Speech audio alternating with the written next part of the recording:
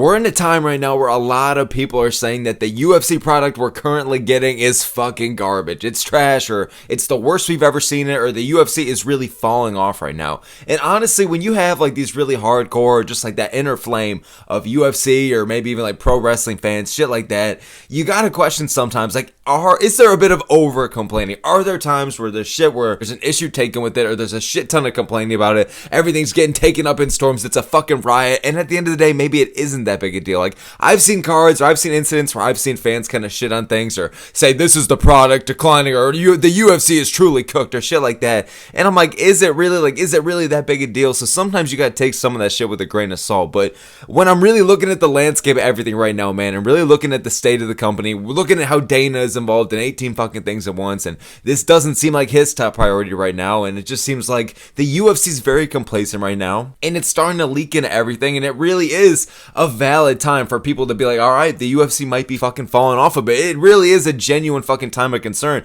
You see a lot of big fucking MMA media talking about it, or MMA YouTubers or whatever the fuck, but I gotta hop on here. I just wanted to rant a bit about it, give a bit of my opinion, because I don't necessarily think that the UFC, if we're just asking the question, is it falling off?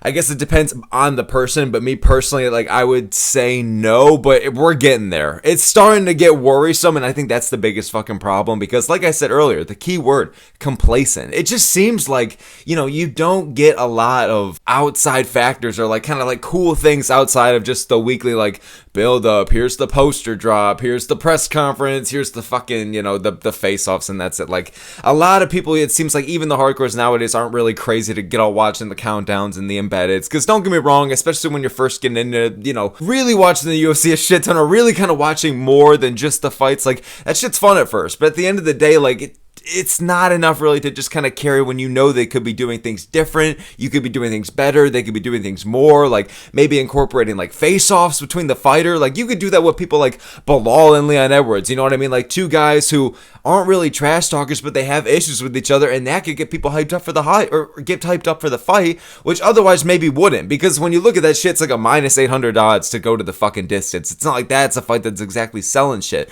but it's a way where you can get animosity, you can get a build up. They had issues with each other. You can get Leon going, you know what it is, bro. Headshot dead, I'm gonna knock you dead. And then Bilal on the other side going, hey, I'm not even gonna shoot a single takedown. You're dead to me.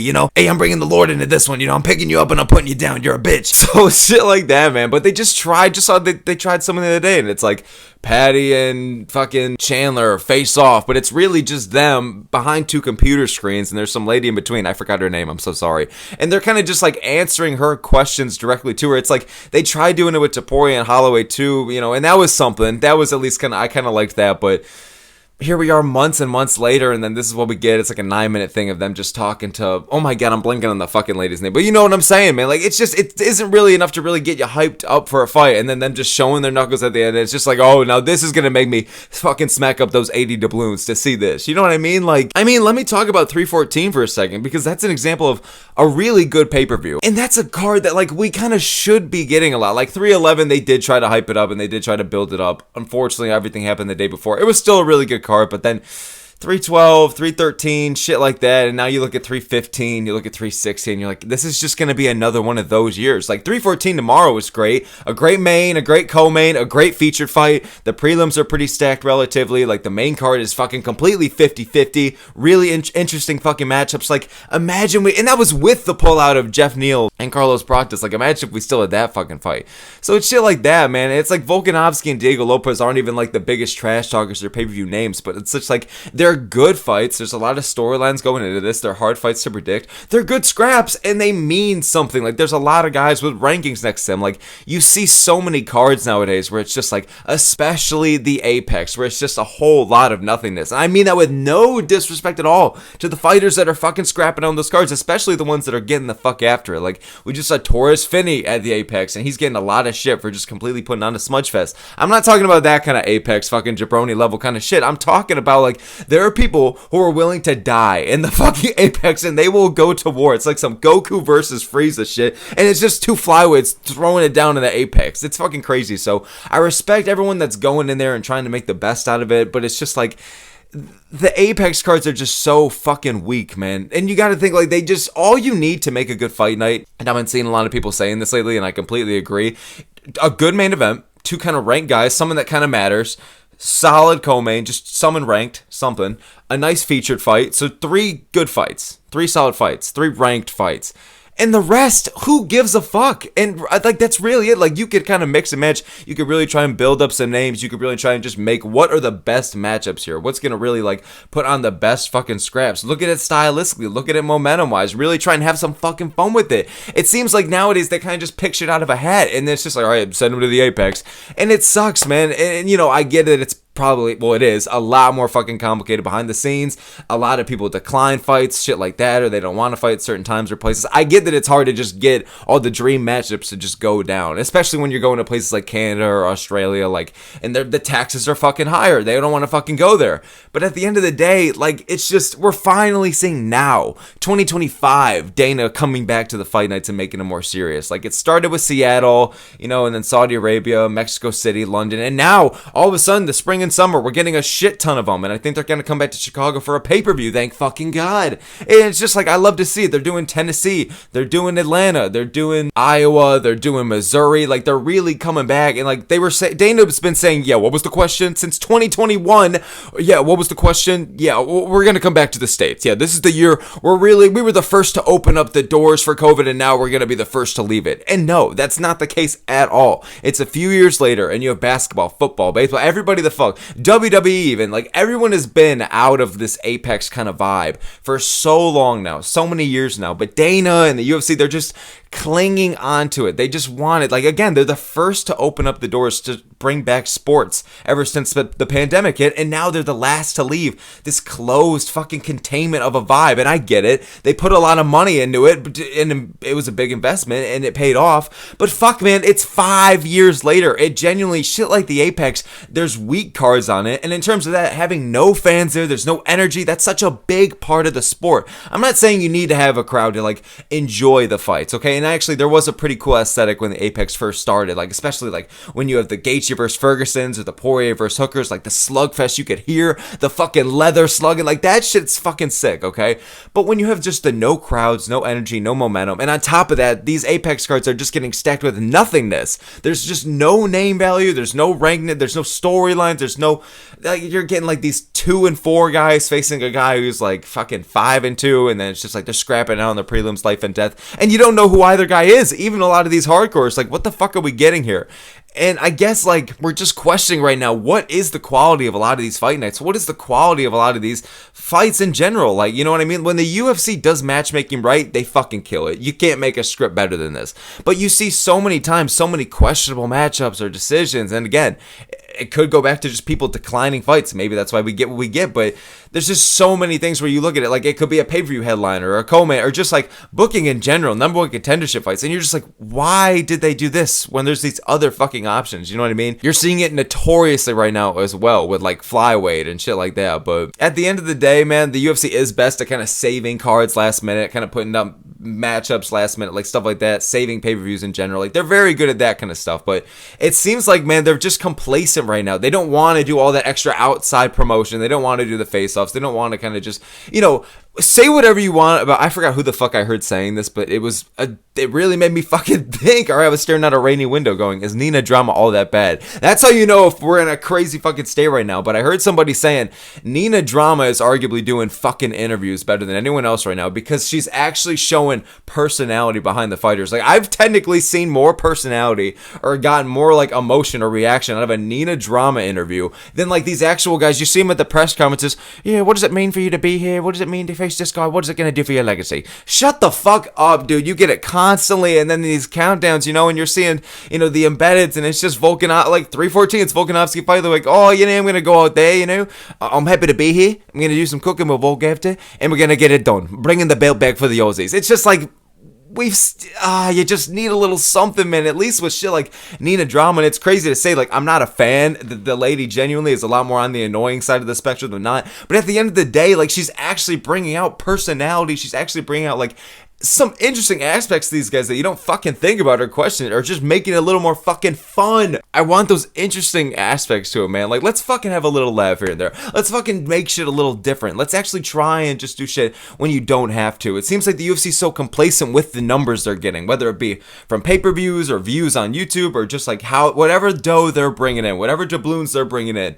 It seems like they're happy with it. Like, it seems like that's, and now you have Dana, that's why he's so invested in Power Slab, TKO Boxing, he's working with Meta. Like, it seems like UFC is priority number 5 for him because he has all the guys, he has Hunter, Sean, you know, all these other guys, they're taking care of the show. And it's just like, you could tell that TKO in general and Dana, like, they just are so involved in so many other fucking things. And it's just like, the UFC, that's why you kind of see random Apex cards like this and that, or UFC 312. I understand that it's really hard to get fighters to Australia and shit with all the taxes, but it's a pay-per-view, man. It's a pay-per-view. And 312, I'm counting all of the fight nights this year, even the fucking Apex ones. It's arguably one of the worst cards of the year so far. And it's crazy to say, man, but you could tell that there kind of is just a decline right now in the quality of some of these cards. And again, I like that right now we're finally bringing it back. So like the fight nights are being taken. I could have a very different opinion or answer or just outlook on fight nights by the end of this year, because I'm going to experience a lot of more crowded fight nights by then. Like, they really are bringing it back this year. And I genuinely really appreciate it. Like,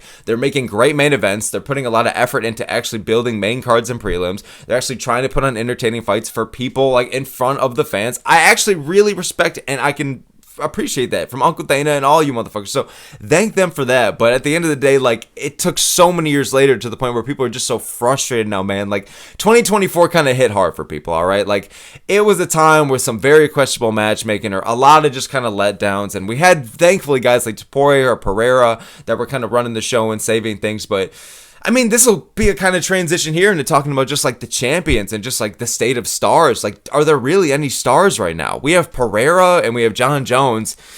I mean, there's potential with guys like Makhachev and Topuria and shit like that, but I don't know if we're going to get that or if there's ever going to be another McGregor-esque vibe or shit like that. I don't think the sport necessarily needs one. Like, I think that you could have whatever the hell's happening right now continuously go down with the state of the champions, you know, no big outliers with trash talk or crazy shit like that. Like, you have Topuria, who's trying to be the fucking heel of the UFC, and he's doing wonders with it. And you have Pereira, who, when he was the champion, he was being active as fuck and getting highlight reel finishes and chasing GOAT status, you know what I mean? You have Makhachev, who also was chasing GOAT status, and he's like the Khabib prodigy, you know what I mean? Like, there's potential here. You have Dricus du Plessis, who's trying to become the fucking middleweight GOAT, and he's trying to make exciting fights. He's trying to be well-rounded as fucking all regards. He wants to take you on the feet, take you on the ground, put on an explosive, relentless pace, and he wants to take on all comers. He wants to take on Chimaev, Imavov, Pereira, whatever the fuck. So it's just like, there are champions in the UFC right now that's like, okay, it's, and you even have like Pantoja, you know what I mean? A guy who's very active, takes on all contenders, puts on some pretty fun scraps, very well-rounded as well, also pretty technical. Like, the dude, skill for skill-wise, is one of the best in the UFC, very under-respected. I mean, say whatever you want about Marab, Big Yank, Bilal, blah, blah, blah. Like, there's just these champions right now, and it's just like, it's hit or miss. You know what I mean? Like, I was hyping up the ones that I feel like there's a lot you can get behind, but then, you know, all due respect to Big Yank, all due respect to Marab, Bilal. I mean, John Jones can go fuck himself. You know what I mean? All the WWE champs, Zhang Weili, Valentina Shevchenko, all that shit. But at the end of the day, man, we have to question that in a few years, are all of the champions going to be Bilals and Big Yanks? Like, that is a real thing. You know what I mean? You have guys that want to talk their shit. You have guys that want to be active. You know what I mean? Put on exciting fighting styles. Like, and there's these outliers in every single division as well. You have Volkanovski and Lopez for featherweight. Just want to be active. Just want to scrap. You have Buckley for welterweight. And a lot of guys in welterweight. Just young, hungry prospects who want to get finishes, who want to get wins, who want to fight each other to really earn the belt. Like, I love to see it. There's shit like that. But there's also just a lot of guys who are ducking fights. There's a lot of guys who are decision merchants. There's a lot of guys who are putting on smudge fest, you know what I mean? Like, we just saw with Mario Batista. We see it with Torres Finney. You know what I mean? And it's like, you understand, well, at least I understand it because I get it. This is a once-in-a-lifetime fucking opportunity for you. You got to provide for your family. You got to provide for yourself. This is the UFC. You've worked your whole fucking life to get here, maybe, or at least a very long time. You put in a lot. I get that sometimes you just want to say fuck the fans and you're just going to go out there, whatever it takes to get a win. I understand that, but dude, it's just from a promoting point of view, from a viewer point of view, from someone who's trying to just pay money to watch the fight or just like invest in these guys.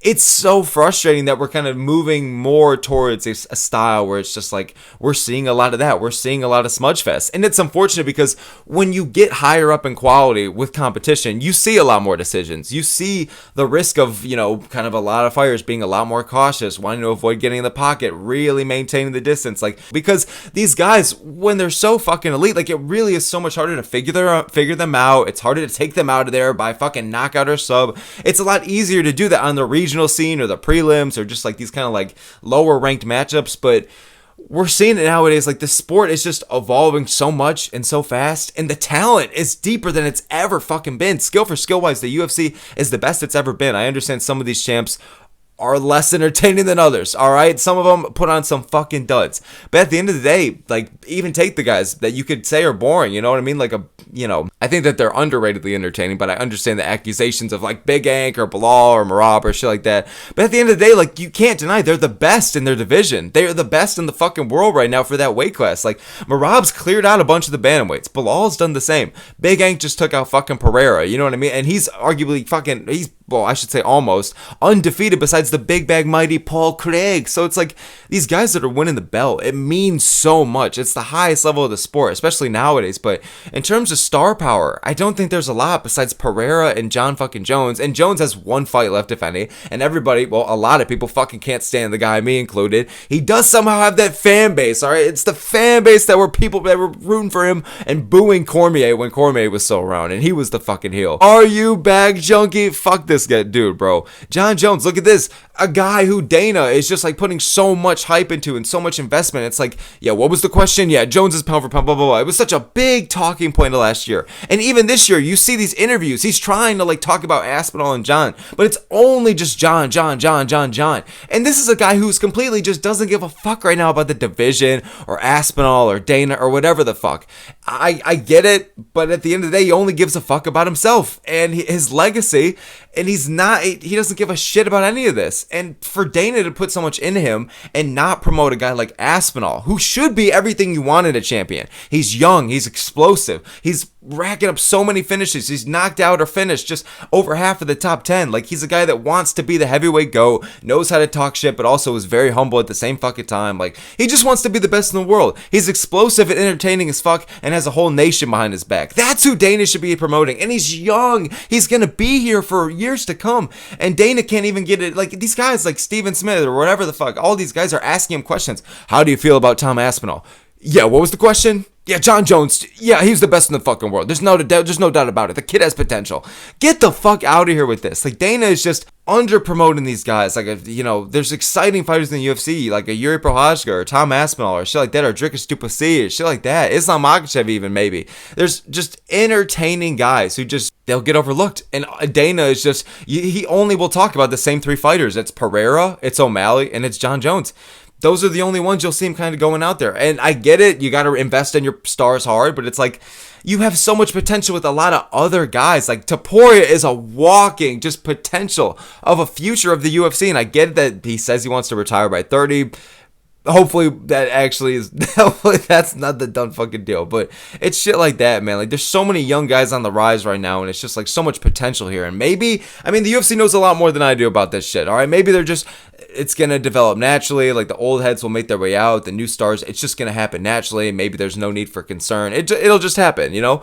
But when you see how they're just kind of mishandling the promotion of things, like I was saying at the beginning of this video, by not doing the extra things to get you excited for a fight outside of the basic build-up, or Dana only mentioning the same 2 or 3 fucking guys. Like, it's just shit like that, man. Like, there's people just questioning the state of the product right now because you're looking at these Apex Fight Nights and they fucking suck. You're looking at half of these champions and people aren't happy with the state of it. You're looking at just the matchmaking in general and people aren't happy with it. You're looking at a lot of this, and as a fan, there's a hardcore fan base that are going to keep watching all the bullshit, and that's why Dana and all them, are UFC or whatever, is happy with the numbers, and they're going to keep doing what they're fucking doing, because that hardcore inner flame will watch the garbage product. Like, the bad cards, they're going to sit there and they're going to keep on watching it, and I'm guilty of it sometimes too. There are some shitty Apexes where I'm just like, I'll watch, like I want to watch the fights, I want to watch, like, fuck it, you know what I mean? So it's just like, I get it, But it's just like, and they know that they're gonna have that fan base, and slowly but surely, like, that number could still be just fucking growing. So it's just,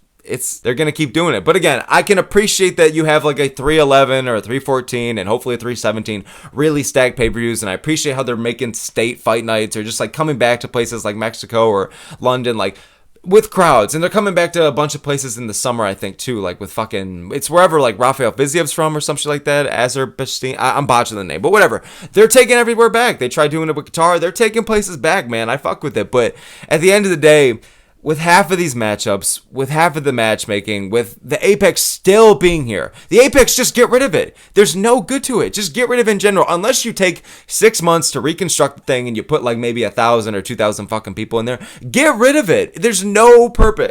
It does nothing, in my opinion, but hurt the fucking sport. And I feel like the fighters would agree. You see them say it as well. I think a lot of the fighters would agree. Not all of them for sure. I'm sure there's some pros to the Apex for them, but a lot of them would agree. Like, I've seen interviews and it's just like, fuck the Apex. A lot of fans would say it. I'm sure a lot of people behind the scenes would say it. Fuck the Apex, dude. I get that it saves money, but it's just a lesser product, and they don't take those cards seriously 99% of the time. So it's just like, fuck it. If they don't care about it, then why should we? You know what I mean? Like, I feel like you're getting all of your hype for cards or a lot of the shit nowadays from just like Full Violence or like MMA Guru or Lucas Tracy or Bedtime or like Kenny Okoye. Like, it's shit like that. You have to like go to outside shit to really get you that extra amped up for fights, because the UFC, man, like, whoever's running their YouTube page, they do it very well. They know how to treat the fans, so shout out to them. But in terms of the actual things to promote and actually like put the effort in, like getting these guys together, like let's build up some fights besides just like putting them together and letting these MMA YouTubers figure it out, or Nima Drama or fucking Full Violence. Like, it's shit like that, man. Like, they know that everything is flowing and the checks are still running fine, so then why do they need the extra effort? But it's like, let's have some fun with it, man. Let's have some fun. Let's mix things up. You know what I mean? You see with WWE right now, I mean, I'm not really a fan of the product. I don't really watch. I did back in the fucking day, man. People forget, man. All the smoke used to be a WWE fan back in the day. But like, from what I can gather is going on that side right now with all the wrestling shit, like, it seems like they're turning the new page and they're having some fucking fun and they're really changing things up. And it's just like, I'm happy for him. It seems like that's a whole whatever the fuck. And again, I could be botching it. I'm sure there's definitely pro wrestling fans that are watching this right now, and they could be like, no, it's still ass. I have no idea. But it seems like they're changing things up, and it seems like things are going in a sick fucking direction. I'm happy for y'all. All right. But in terms of the UFC right now, it's like the best, worst time to be a fan. We're getting some of the best fights we've ever seen, some of the highest level matchups, whatever the fuck, some sick pay-per-views like 311 or 314, but also, we're getting a bunch of Apex. We're getting a bunch of mismed matchups. We're getting a bunch of just shit that doesn't make sense. So you have to rely on outside promotion to get hyped up. And it's like, UFC's complacent, man. And you could really argue that the product is falling off. You could seriously say that there just is a downfall going on right now. And again, I don't necessarily think it is happening. Like, I don't think it is falling off, but I think we're getting there. I think in the next 10 years, we're going to find out a lot, or if the UFC is going to turn into boxing. How's all this going to play out? Because the UFC in 10 years from now, I'm telling you this right now, it's either going to be truly one of the big four sports, all right? It's going to be truly just one. MMA is just going to be fucking taking the fuck over at that point. There's going to be so much that has gone down in terms of legacy for the fighters and for the sport. Maybe they'll turn things around right now and save things, or maybe say around the same. I don't know. We'll fucking see it. You know what I mean? Or it's just going to develop and become boxing. We'll get a bunch of, fighters that don't want to fight each other, or it's just Dana would retire by then. You don't get all that kind of shit. Like, things might be just different. Fighters you don't even know. Like, a bunch of just irrelevant shit. We don't know. It's a delicate time right now. It's a very in-between time. It's a turning of the new generation. You see it in the rankings. You see it with the product. Like, you're seeing it right now. And is the UFC going to sink or swim? I have no idea. I think right now they're okay. I still think we're still getting, for the most part, a solid product. But there's just so many garbage. There's so much garbage hitting it at the same time, man. We need to get out of the Apex. We need to do better with the matchmaking. We need to make the fights that make fucking sense. And it's just like, promote the right way and promote the right fucking way. You know what I mean? So it's a frustrating time as a fan right now, but it's also some of the best. It's the best, worst time, and it doesn't make any fucking sense. It's a double-edged sword. Hopefully they get turned around and we could still get 2025 as a great year. We were talking about this year, man, like it was going to be one of the best in UFC history, or the best in UFC history. And right now it's just been another year. You know what I mean? I think by the end of the summer or the fall, we'll be talking differently, because we'll have, again, a lot more crowded events by then. We'll have International Fight Week. 314 went down. We'll see, man. I have no idea, but it all just depends on who the fan is or how you feel about it. You know what I mean? So thanks so much for making this far in the video. Again, I don't even really know what's going on. I just wanted to go on here and rant for y'all, all right? Isn't that what YouTube's motherfucking about? So just wanted to come on here. I had thoughts on this, and people are talking about it. I just had somebody ask me in my live stream the other day, too, and it got me extra fucking thinking. So, yeah, appreciate y'all a lot, man. Enjoy UFC 314 tomorrow. It's going to be a stacked, crazy fucking card. All the smoke here, man. Uncle Smoke here. Appreciate y'all a lot. Let me know what you think in the comments below, dude. Seriously, like, we're just here talking MMA. Let me know if you think the UFC's falling off. What are they doing great? What are they doing terrible? Let me know and we could talk about it. So, all the smoke here. Appreciate y'all so very much. Thank you so very much for making this far in the video. If you could help me get to 1,000 subs, I'd really appreciate it. Thanks for helping me get to 900 the other day. It means a lot. So, yeah, thanks so much for that. And I will see you all next time.